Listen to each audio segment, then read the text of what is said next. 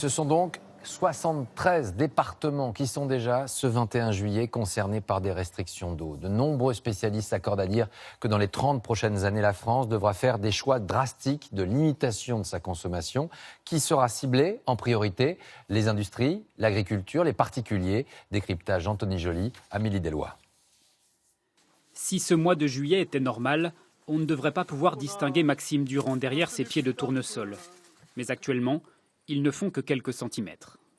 Ah ben voilà, c'est ce que ça donne, c'est ça. C'est des pieds qui vont rester chétifs et qui vont rien donner, quoi. Qui vont même pas arriver à fleurir par le manque d'eau. Le Tescou, la rivière sur laquelle il peut parfois pomper pour irriguer ses cultures, est à sec. Alors, pas question de faire des prélèvements. On n'a même pas besoin de restrictions parce qu'on ne pompe pas sur une rivière qui a un débit aussi faible, on va la sécher. Je ne sais même pas si je vais pouvoir m'en sortir. À mesure que les sécheresses se font plus fréquentes, les canicules plus rudes, l'eau se raréfie. Si bien qu'à l'horizon 2050-2070, le débit moyen des cours d'eau français devrait diminuer de 10 à 40%. Aujourd'hui, 6% de l'eau est consommée par l'industrie, 22% pour la production d'énergie, 24% pour l'eau potable et 48% pour l'irrigation des cultures.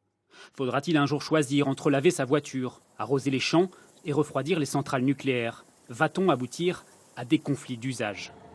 Dans le Marais Poitevin, la guerre de l'eau a déjà commencé, autour de la création de 16 retenues qui pourraient ressembler à celle-ci. Elles permettraient aux agriculteurs de stocker l'eau prélevée en hiver dans les nappes phréatiques afin d'irriguer les cultures l'été. Des écologistes s'y opposent et ont constitué une zone à défendre. Autre différend à Saint-Jean-d'Angély. Ce militant d'une association de défense des rivières est inquiet lorsqu'il regarde cet affluent de la Charente à un niveau historiquement bas. Dans quelques jours, il n'y aura plus rien, aussi bien en amont qu'en aval. C'est vraiment une catastrophe.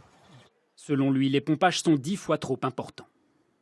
Il y a trop de prélèvements, les prélèvements agricoles.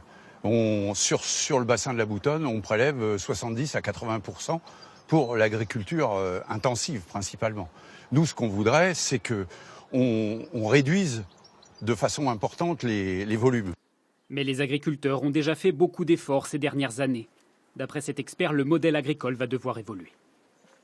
Il faut travailler sur les filières agricoles, par exemple, où on a besoin aussi de les mettre en adéquation avec la ressource en eau. On n'aura pas forcément les mêmes filières à l'avenir partout. Remettre de l'élevage sur des zones où à fort enjeu, éviter de développer l'irrigation parce qu'on n'aura pas forcément plus d'eau demain.